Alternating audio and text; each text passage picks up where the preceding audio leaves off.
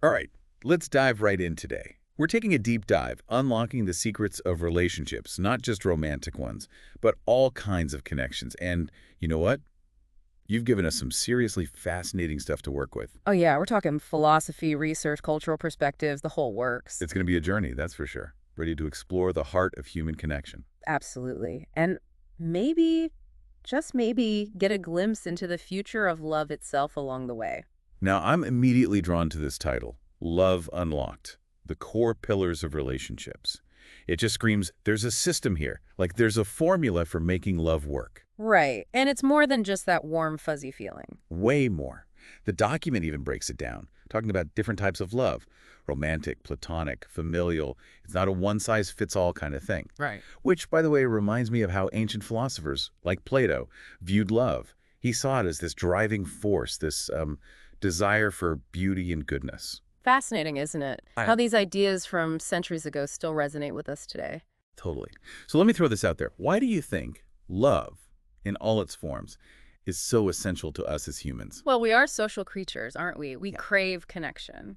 And love, whether it's from a partner, a friend, or family, gives us that sense of belonging, makes us feel secure, gives us purpose.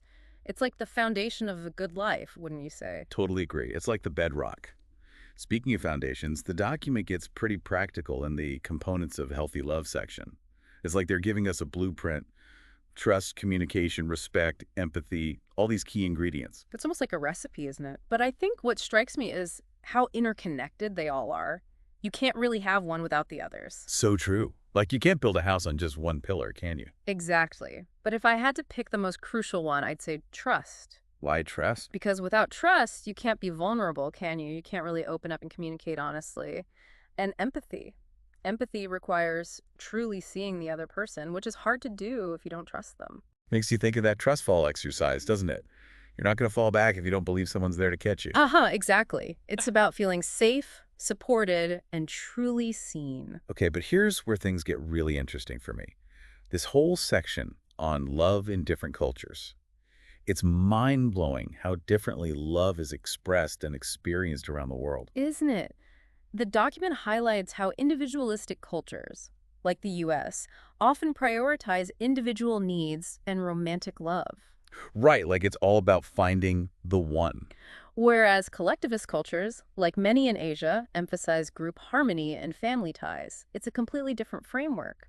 It really challenges our assumptions, doesn't it? Like the example of arranged marriage is something that might seem strange in Western cultures is totally normal and even preferred in other parts of the world. And it works for them. It highlights the fact that love can take on many forms and serve different purposes within a society. Love isn't a one-size-fits-all concept, that's for sure. Yeah. But let's be real, no relationship is all sunshine and roses.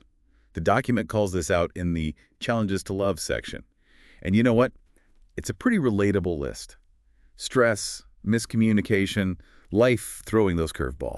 Yes. The curveballs. We all get them, don't we? But I think the key takeaway here is resilience. It's not about avoiding challenges altogether. It's about learning to navigate them together. So how do we build that resilience? Well, sometimes seeking professional help can be incredibly beneficial. Couples therapy, for example, can provide tools and strategies to improve communication and strengthen the bond. Yeah, there's no shame in getting a little help. Exactly. It's like getting a personal trainer for your relationship. And then, of course, there are the everyday practices, remembering to appreciate each other, expressing gratitude, making time for connection. Don't forget the good times during the bad times, right? Yeah. It's easier said than done, but it's so important. Absolutely. Now, speaking of navigating challenges, we can't ignore the elephant in the room. Technology, it's changing the game of love, isn't it? It is. The document talks about social media, dating apps, all these new ways of connecting, for better or for worse. It's a double-edged sword, that's for sure. Technology can help us connect in ways we never imagined. But it can also lead to superficiality, unrealistic expectations, and even anxiety. So many filters. How do you even know what's real anymore? Right. I think finding a balance is key.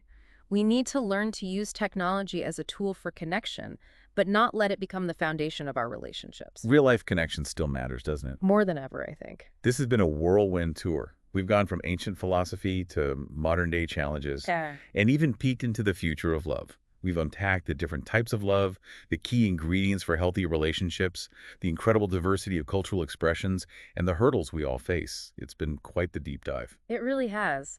And it's made me think about how complex yet essential love truly is. Me too. So as we wrap up, I want to leave you with this. Knowing what we now know about the complexities of love, the different ways it shows up, the things that make it thrive, the challenges it faces, how might we change the way we approach our own relationships? Because love isn't just a feeling, is it? It's a choice we make every single day. A choice to connect, to grow, and to cherish those bonds that make life so rich. Beautifully put. And with that, we'll leave you to ponder those choices. Thanks for joining us on this deep dive into love. Until next time.